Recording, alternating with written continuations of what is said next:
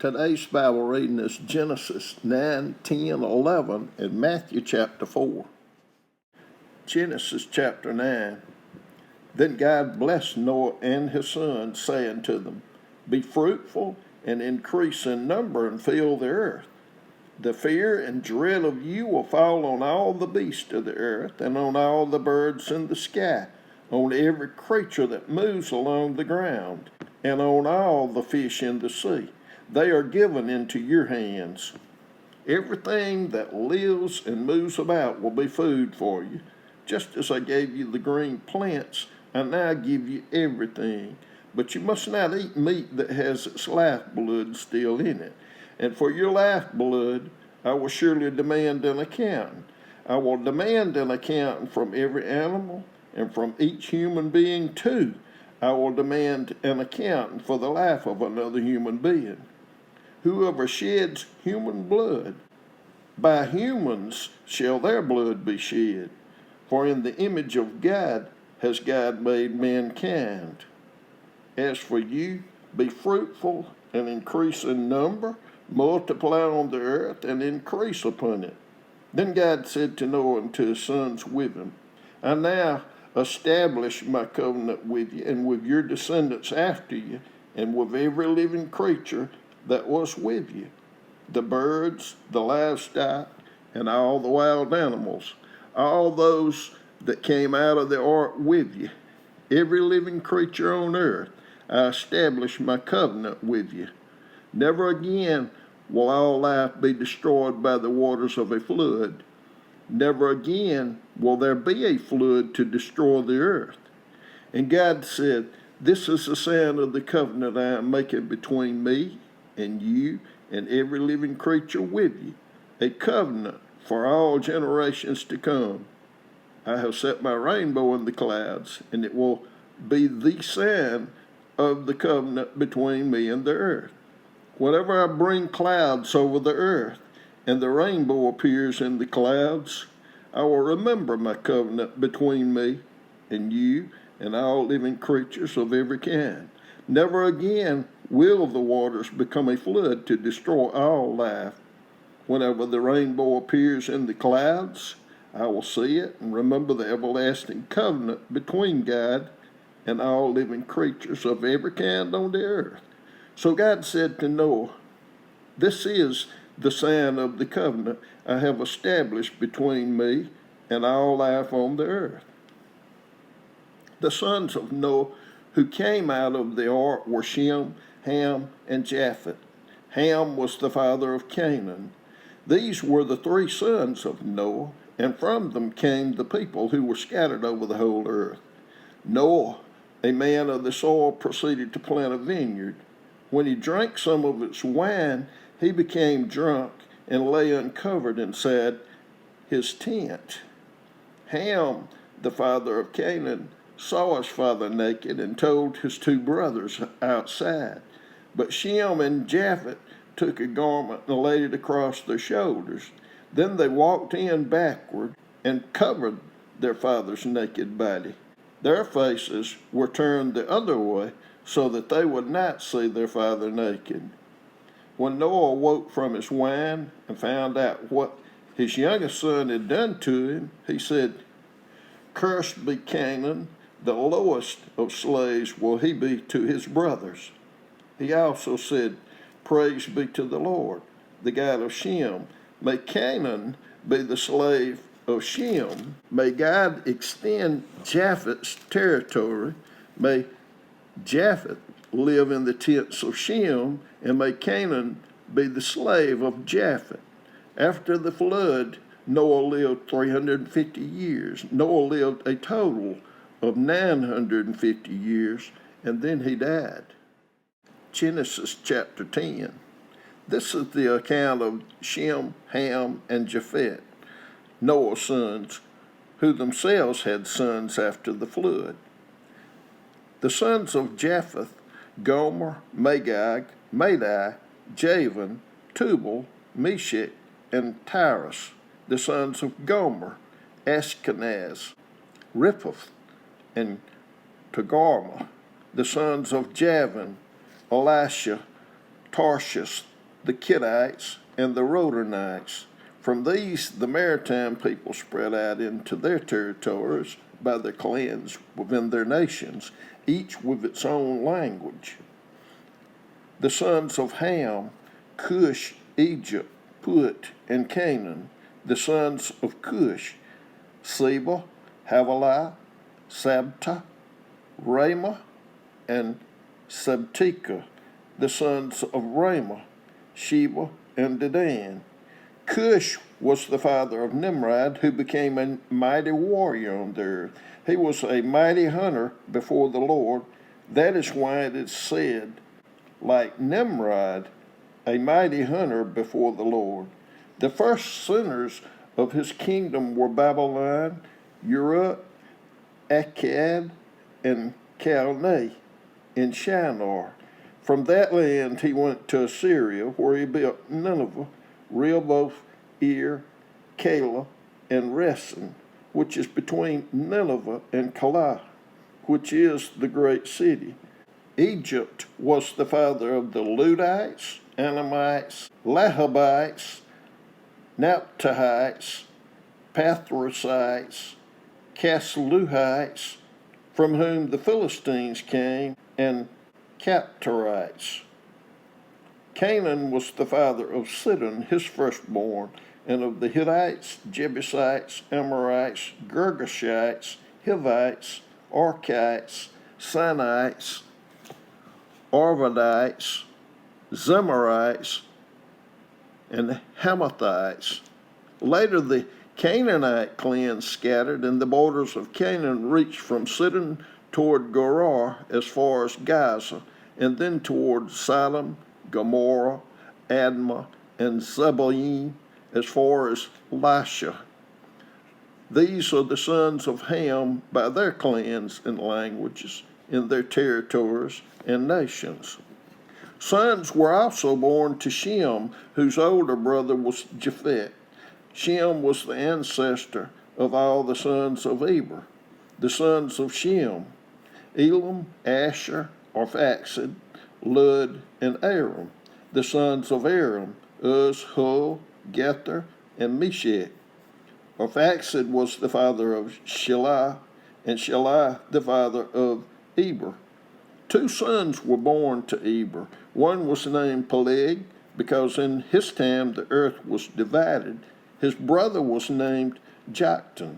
Joktan was the father of Elmadad, Shilip, Hazar-Maveth, Jerah, Hadaram, Uzal, Diklah, Obal, Abimael, Sheba, Ophir, Havilah, and Jobab.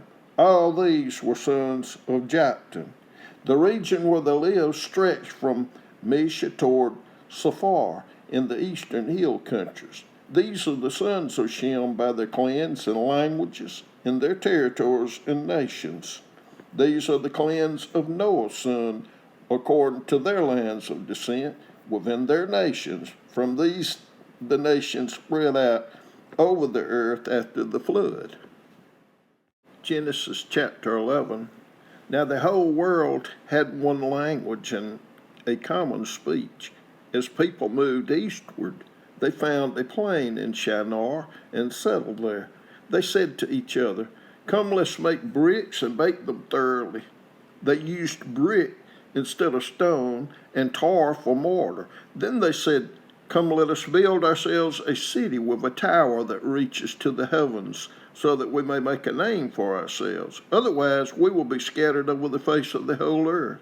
But the Lord came down to see the city and the tower the people were building. The Lord said, "If as one people speaking the same language they have begun to do this, then nothing they plan to do will be impossible for them. Come, let us go down and confuse their language, so they will not understand each other." So the Lord scattered them from there over all the earth, and they stopped building the city. That is why it was called Babel, because there the Lord confused the language of the whole world. From there the Lord scattered them over the face of the whole earth. This is the account of Shem's family land. 2 years after the flood, when Shem was 100 years old, he became the father of Arphaxad. And after he became the father of Arphaxad, Shem lived 500 years and had other sons and daughters. When Arphaxad had lived 35 years, he became the father of Shelah. And after he became the father of Shelah, Arphaxad lived 403 years and had other sons and daughters. When Shelah had lived 30 years, he became the father of Eber. And after he became the father of Eber, Shelah lived 403 years and had other sons and daughters. When Eber had lived 34 years, he became the father of Peleg. And after he became the father of Peleg, Eber lived 430 years and had other sons and daughters. When Peleg had lived 30 years, he became the father of Reu. And after he became the father of Reu, Peleg lived 209 years and had other sons and daughters. When Reu had lived 32 years, he became the father of Serug. And after he became the father of Serug, Reu lived 207 years and had other sons and daughters. When Serug had lived 30 years, he became the father of Nahor. And after he became the father of Nahor, Serug lived 200 years and had other sons and daughters. When Nahor had lived 29 years, he became the father of Terah. And after he became the father of Terah, Nahor lived 119 years and had other sons and daughters. After Terah had lived 70 years, he became the father of Abram, Nahor, and Haran. This is the count of Terah's family line. Terah became the father of Abram, Nahor, and Haran. And Haran became the father of Lot. While the father of Terah was still alive, Haran died in Ur of the Chaldeans in the land of his birth. Abram and Nahor both married. The name of Abram's wife was Sarah, and the name of Nahor's wife was Milcah. She was the daughter of Haran, the father of both Milcah and Ishcah. Now, Sarah was childless because she was not able to conceive. Terah took his son Abram, his grandson Lot, son of Harah, and his daughter-in-law Sarah, the wife of his son Abram, and together they set out from Ur of the Chaldeans to go to Canaan. But when they came to Haran, they settled there. Terah lived 205 years, and he died in Haran. Matthew chapter 4. Then Jesus was led by the Spirit into the wilderness to be tempted by the devil. After fasting 40 days and 40 nights, he was hungry. The tempter came to him and said, "If you are the Son of God, tell these stones to become bread." Jesus answered, "It is written, man shall not live on bread alone, but on every word that comes from the mouth of God." Then the devil took him to the holy city and had him stand on the highest point of the temple. "If you are the Son of God," he said, "throw yourself down, for it is written, He will command His angels concerning you, and they will lift you up in their hands so that you will not strike your foot against a stone."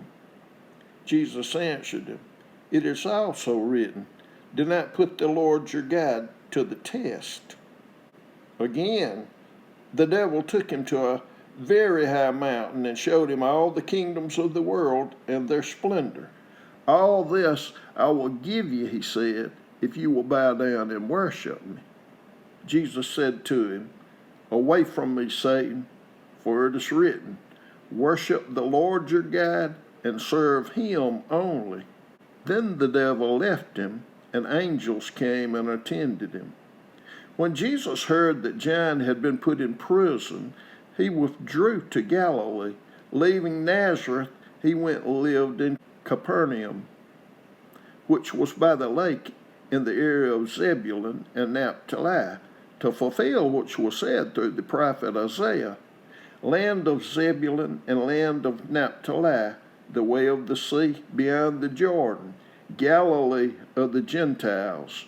The people living in darkness have seen a great light. On those living in the land of the shadow of death, a light has dawned. From that time on, Jesus began to preach, "Repent, for the kingdom of heaven has come near." As Jesus was walking beside the Sea of Galilee, he saw two brothers, Simon called Peter and his brother Andrew. They were casting their net into the lake, for they were fishermen.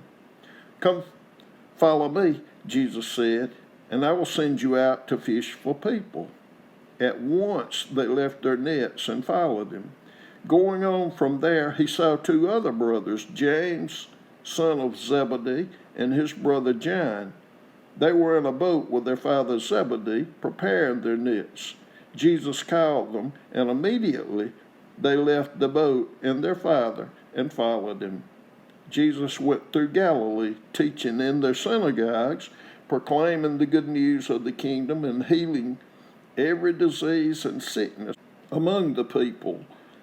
News about him spread over Syria, and people brought to him all who were ill with various diseases, those suffering severe pain, the demon-possessed, those having seizures, and the paralyzed, and he healed them. Large crowds from Galilee, the Decapolis, Jerusalem, Judea, and the region across the Jordan followed him.